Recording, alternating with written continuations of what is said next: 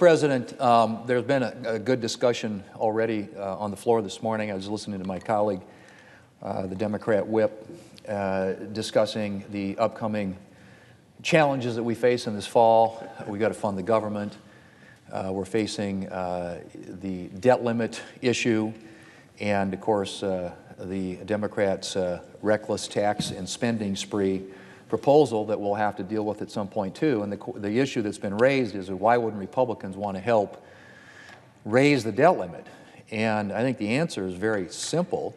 The Democrats control the entire government here. They control the House, they control the Senate, they control the White House. And they have a procedure here in the Senate that enables them to raise the debt limit with 51 votes. They don't need a single Republican vote to raise the debt limit.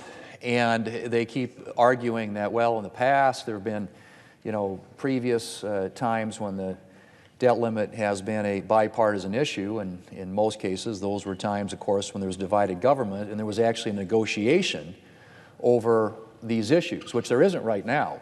I mean, this tax and spending spree being proposed by the Democrats is the largest expansion of government as a percentage of GDP, I believe, in history, certainly going back to the 1930s. But there's no question that this is a blowout spending bill that the Democrats have decided to do all on their own. Not a single Republican will vote for it. And so the debt increase that would accommodate all that additional spending, the massive amount of spending, in some cases financed with tax increases, but that is another issue, and I'm going to get to that in just a minute. But the amount of debt that would be added as a result of the $3.5 trillion the Democrats want to spend on top of the $2 trillion that they spent earlier this year in February, again, done all on Democrat votes, no Republicans participated in that, is a very, very different scenario than when there have been in the past attempts to actually work in a bipartisan way. My colleague from Illinois mentioned the fact that the increase in the debt, under the previous administration, what the level had been, somewhere on the order of $6 or $6.5 trillion. And I have to remind people that $4.5 trillion of that was negotiated in response to the crisis of the pandemic. And that was a negotiation between Republicans and Democrats where both sides sat down together and said, we've got to do something. We have to react in a quick way, a bold way, to what is happening around the country, and created programs like the PPP program, which helped a lot of small businesses survive, helped with payments to healthcare providers for PPE and other costs to get them through this, money for vaccines, money for people who had been unemployed as a consequence of the pandemic. These were all costs, Mr. President, associated with the pandemic that were negotiated in a bipartisan way, Republicans and Democrats working together. What we have in front of us right now is the Democrats proposing the biggest expansion of government probably in the history of this country. And if you look at what they're calling $3.5 trillion, a lot of outside groups like the Committee for Responsible Federal Government says it's $5.5 trillion. Either way, it's a massive amount of spending, all of which would dramatically increase the size of the government in this country, people's dependence upon government. I call it the free everything bill because essentially that's what it is. And so, Mr. President, what I would simply suggest to my colleagues on the other side of the aisle is that if you want to spend $3.5 trillion or $5.5 trillion, whatever that number is, and you want to do it with 51 votes, without any discussion or negotiation or attempt to even reach out to Republicans on this, then you ought to do it. Republicans were in the room. They negotiated a bipartisan infrastructure bill, $1.2 trillion. It passed here with 69 votes. Would pass overwhelmingly, I think, in the House, left to its, unless coupled with this massive spending bill, and then it would be signed into law by the President. That's an example of what can happen when you sit down and negotiate. This other $3.5 trillion they've decided to do. They've decided to expand massively the size of the federal government, and to do that, they're going to add to the federal debt. And it seems pretty straightforward, I think, and I think most Americans would understand that if you control the entire government, the House, the Senate, and the White House, And it's all your spending that is going to be necessary or is going to be responsible for requiring an increase in the debt limit, that you ought to do it with Democrat votes. I think that's a perfectly way of looking at this that would fit with what the views of most Americans are, most of whom I believe don't want to see their federal government going another $3.5 trillion into debt or massively expanding the size of the federal government at a time when inflation is already out of control. And I want to speak to that, Mr. President, because inflation is rapidly becoming a serious problem. Currently, inflation is near a 13-year high. It's outstripped wage growth for many Americans, including the lowest earning workers. In other words, the rise in the price of everything from goods to groceries has resulted in a de facto pay cut for American workers. So why are we experiencing this level of inflation?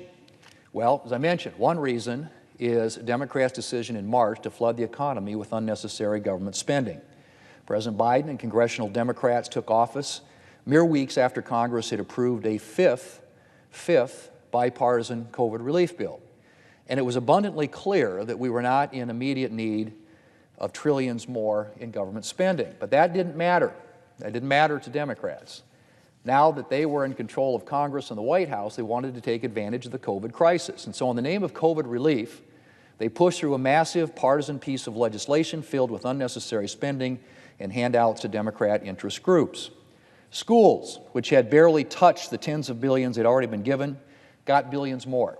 State governments, the majority of which did not need more government assistance, got access to a staggering $350 billion slush fund. Labor unions were made eligible for loans that were designed to rescue Main Street small businesses. And I could go on, Mr. President. At the time, Republicans warned about the bill's level of spending, and we weren't alone. More than one liberal economist warned that pouring that much money into the economy at that time could result in inflation. And 6 months later, here we are. Inflation is near a 13-year high. And Americans are rightly worrying about whether their paychecks will stretch to cover the higher prices that they're facing.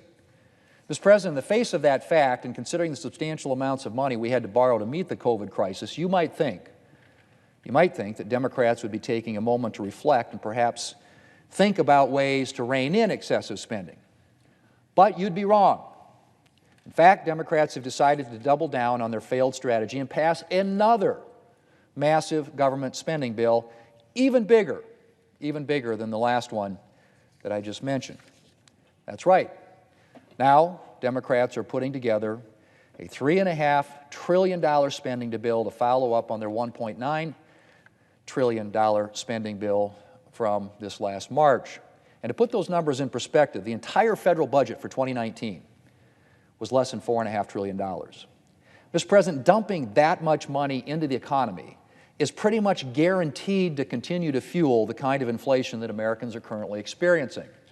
In fact, there's a good chance it could make things much worse, and that's not the only way Americans are likely to suffer as a result of Democrats' proposed tax and spending spree. Americans are going to also feel the pain of the $2 trillion in tax hikes that Democrats are contemplating. Mr. President, it always fascinates me how Democrats think that you can just pass tax increases without consequences. To hear Democrats talk, you'd think that you can impose $2 trillion in tax hikes and everything will just keep going along unchanged.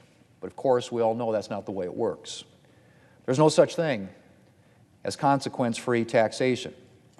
Raising taxes by any meaningful amount, and people are most likely going to change their behavior.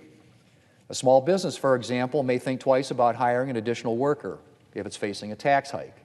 A larger business may decide not to open that new plant it's been planning, or it may institute a hiring freeze, or it may decide that it needs to encourage some early retirements. Mr. President, Democrats' $2 trillion tax hike would be the largest tax hike in decades. Democrats are proposing to raise taxes on large businesses, on small businesses, on investment, on retirement savings, and the list goes on. And every one of those taxes will have consequences for ordinary Americans. Democrats are proposing a corporate tax rate higher than the one imposed by Communist China. That's going to put American businesses at a disadvantage on the global stage. And when American businesses suffer, American workers suffer. Democrats always seem to forget that most Americans are employed by businesses. And that is a result, when you raise taxes on businesses, ordinary Americans tend to feel the consequences. If Democrats succeed in passing their $2 trillion tax hike, it's going to have serious economic consequences for regular Americans.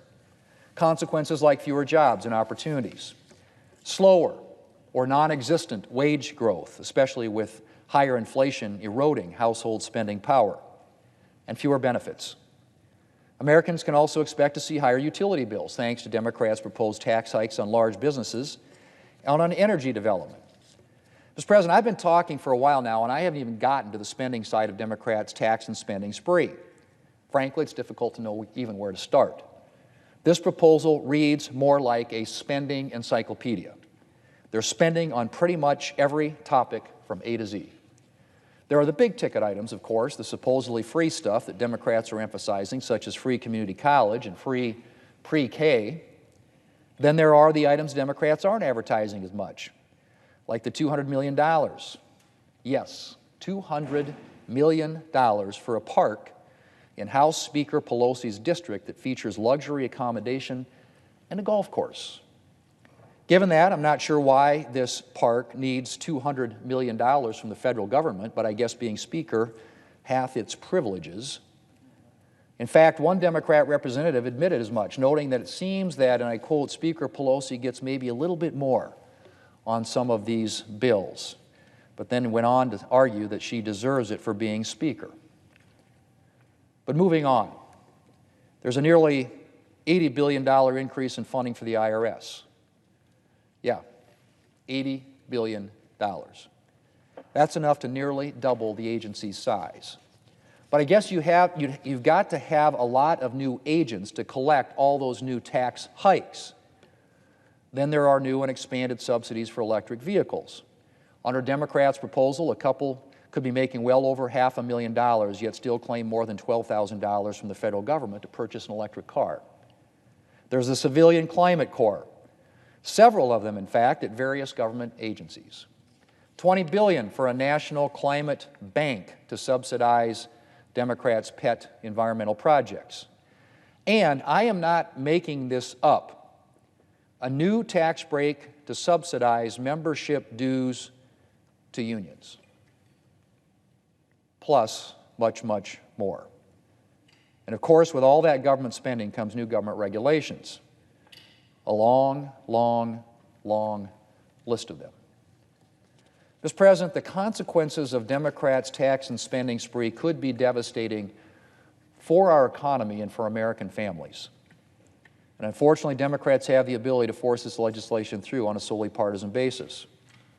I know there are at least some members of the Democrat Party here in Congress who are uncomfortable with the stratospheric levels of spending that Democrats are proposing.